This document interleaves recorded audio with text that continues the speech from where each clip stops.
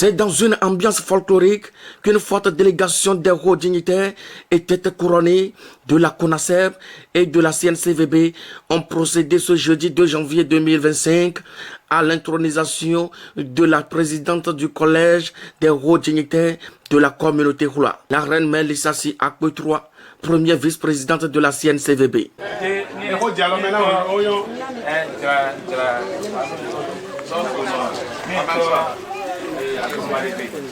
Donazé Samayese Lissassi soit l'homme de l'Europe ici au rapport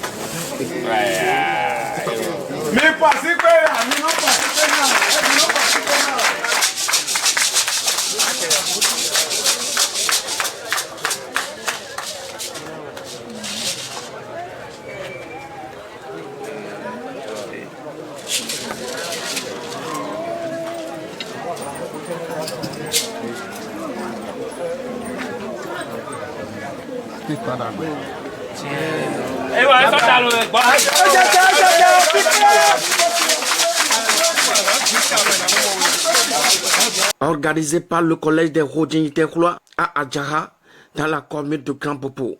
Je remercie tout le monde et après je vais revenir pour remercier tous les rois, tous les dignitaires, tous les gouverneurs qui sont ici. Mais vous les journalistes, je vous remercie d'abord et vous dire que aujourd'hui, ce sont mes pères, mes frères qui m'ont intronisé.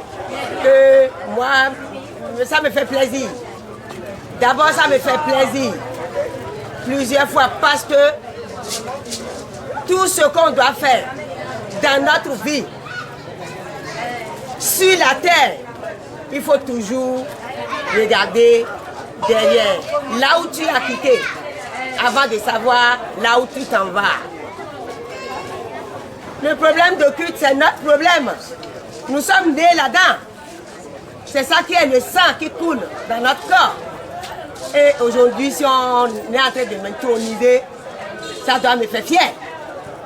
Et ça me fait vraiment fier. Que je ne suis pas perdu. Que ce que c'est que le vaudou, le culte, que vraiment les gens l'ont reconnu. Et ils sont en train de me mettre sur la voie et j'accepte. Mais mes impressions, c'est ça. Que je suis fier de ça.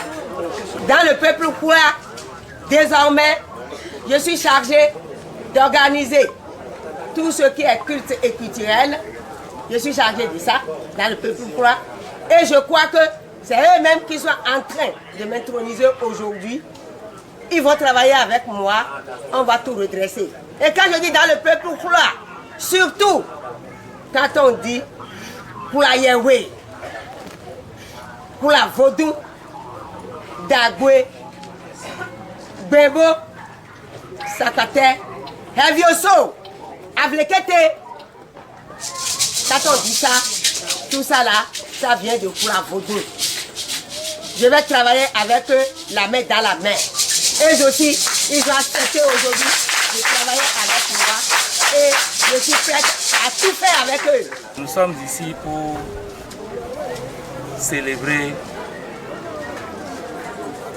une cérémonie qui fera tache d'huile parce que c'est une femme.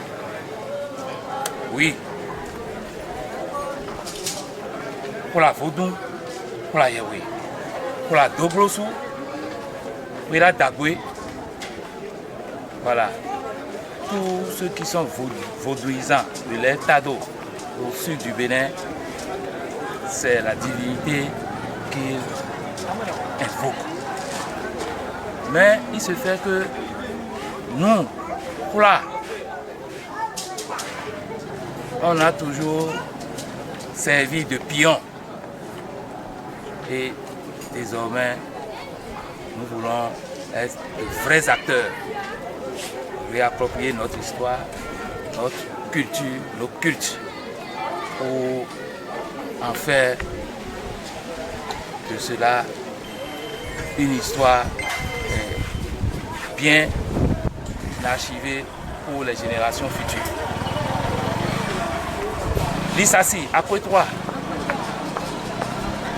elle est la première vice-présidente du Conseil national du Vaudou du Bénin, CNCVB. Jusqu'à l'heure où nous sommes en train de célébrer cette accession. Mais pour la Vaudou, nous avons 13 cantons dans le Bénin, jusqu'au nord, à Kélé. Ils sont plats là-bas. Alors nous avons jugé bon réorganiser tout ceci, comme l'a dit l'objectif du C6 de notre convention des civilisations, répertorier et valoriser notre patrimoine culturel et culturel. Alors il va falloir quelqu'un pour... c'est un sacerdoce, c'est difficile dans tout le Bénin faire le tour pour réorganiser ça, à l'instar de ce qui se passe dans d'autres pays où on fête jusqu'à un processus où on fait une levée de pierre. Donc si les choses vont bien, on l'espère, les membres des ancêtres nous ont révélé cela. Nous allons essayer de faire pour la Vaudou aussi un calendrier annuel que nous allons respecter dans tout le Bénin. Sa Majesté Amakpe Olori, le roi de Dankwe, et président départemental du CNCVB. Nous avons une période dans l'Ébéo, mais il y a 0 à 6 pédiers Ébéo. Et donc, Sa Majesté, elle est assise à 3 ans. Elle est la vice-présidente nationale de la communauté nationale de culte vaudou du Bénin, CNCVB. Egbeyo il va 0 à CPJ. Tant si en CP. Nous voyons à Congo. Nous allons quand on dit nous avons assisté Egbeyo. Nous disons d'accord pour nous personnellement.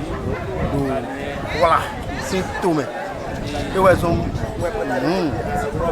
des meloko wablo dofi des mede wako dofi tout le binain na wa tchem bon asipe de die ditan de gbe yo asipe yo elami do leton tanabia monakoya ndina jejiton eblo.